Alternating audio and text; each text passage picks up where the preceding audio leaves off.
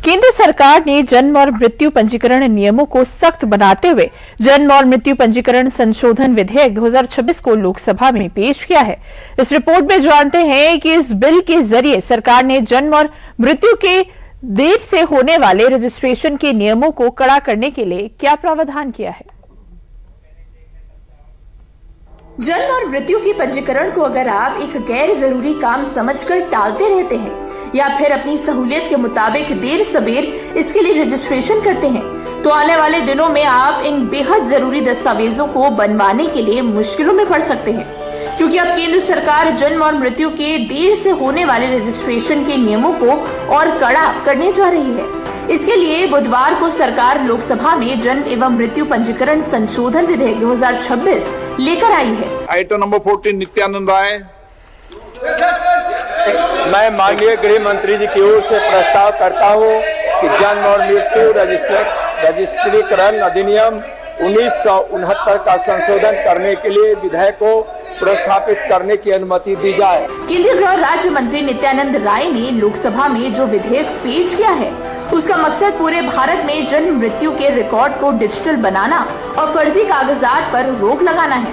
आइए जान लेते हैं इसके तहत क्या प्रावधान किया गया है। इस नए बिल के मुताबिक अगर रजिस्ट्रेशन कराने में 1 से 2 साल की देरी होती है, तो इसके लिए जिला मजिस्ट्रेट, उपमंडल मजिस्ट्रेट यानी कि एसडीएम या कार्यकारी मजिस्ट्रेट की लिखित मंजूरी लेना अनिवार्य होगा।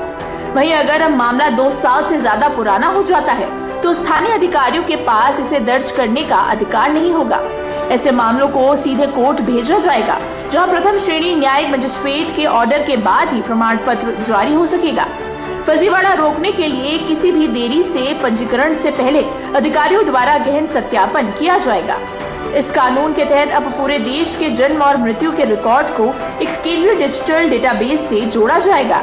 इससे देश के किसी भी कोने में होने वाले जन्म या मृत्यु की जानकारी एक ही जगह ऑनलाइन उपलब्ध होगी। इस डेटाबेस को आधार कार्ड, मतदाता सूची, राशन कार्ड और पासपोर्ट से लिंक किया जाएगा।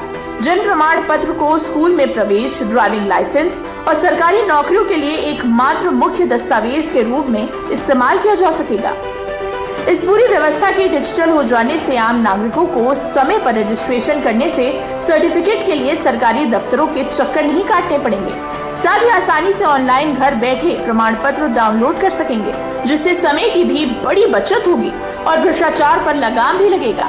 साथ ही रिकॉर्ड के समय पर दर्ज होने से सरकारी योजनाओं को लागू करने में भी मदद मिलेगी।